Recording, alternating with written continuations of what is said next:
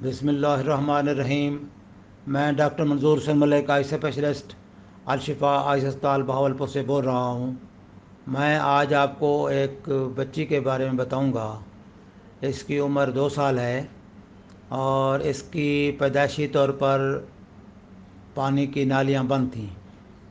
वो नालियाँ जो आँख से नाक में पानी ले जाती हैं, वो पैदाइशी तौर पर बंद थीं। ये मेरे पास अवाइल उम्र में आए थे ये लोग, इसके पेरेंट्स। तो मैंने इनको कतरे वगैरह एडवाइस कर दिए थे, एंटीबायोटिक आई ड्रॉप्स डालते रहते थे और मसाज भी करते रहे। तो इनको मैंने एडवाइस किया था कि जब बच्ची की उम्र 1 साल हो जाए तो इसको सलाई पास करेंगे।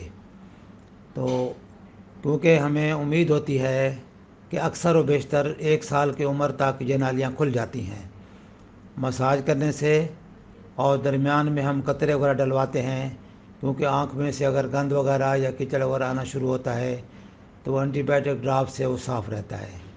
तो जब बच्चा 1 साल का हो जाता है तो उसके बाद हम इन बच्चों का ऑपरेशन, एक छोटा ऑपरेशन जो है सिलाई, प्रोबिंग एंड सीजिंग करके इसको क्लियर कर देते हैं, जो कि तकरीबन 95% बच्चे ठीक हो जाते हैं।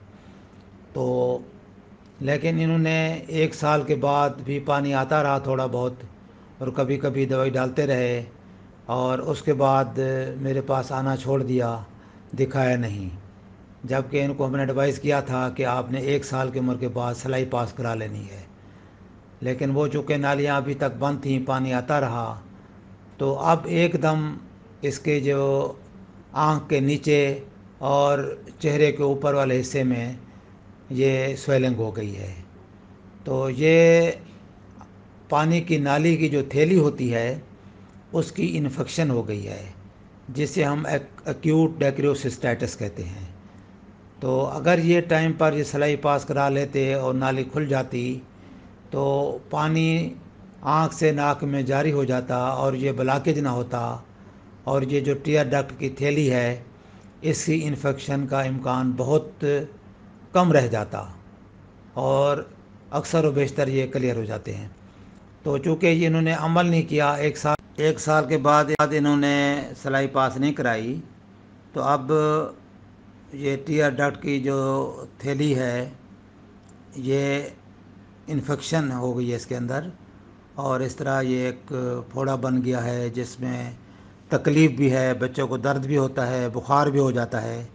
तो इसके लिए फिर अब हम एंटीबायोटिक देंगे बाय माउथ, और टॉपिकल एंटीबायोटिक्स देंगे ऊपर लगाने के लिए, ऑइंटमेंट्स वगैरह, और एंटीबायोटिक आई ड्रॉप्स देंगे ताकि आँख की नालियाँ जो क्लियर हों, साफ़ हों, और इन्फेक्शन कंट्रोल हो जाए। इन्फेक्शन कंट्रोल करने के बाद दोबारा फिर हम इसको यानी सिलाई पास करेंगे।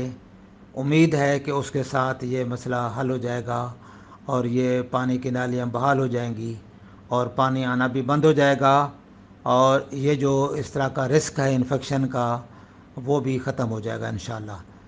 तो उम्मीद है कि ये इन्फॉर्मेशन आपको पसंद आई होगी, और मैं उम्मीद करता हूँ कि आप ये नेकी का काम दूसरे लोगों से भी शेयर करेंगे ताकि ज़्यादा से ज़्यादा लोग इन चीज़ों से फ़ायदा उठा सकें। अस्सलामु अलैकुम वरहमतुल्लाह।